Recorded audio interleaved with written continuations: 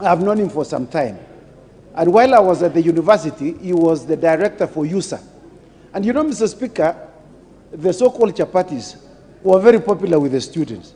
And he ensured that we had chapatis every Wednesday. And Mr. Speaker, you can imagine how popular they were. But he ensured that we were served very well.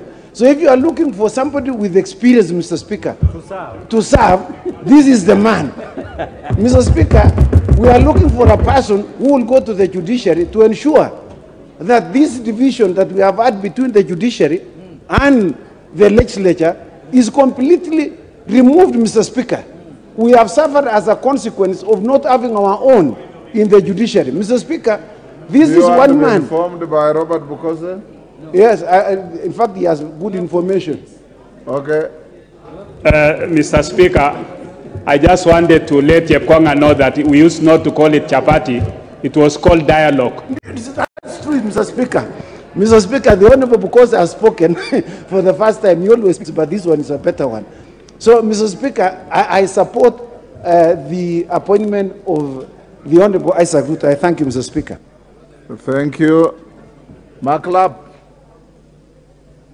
I'll come to you. Thank you, Mr. Speaker. I rise to support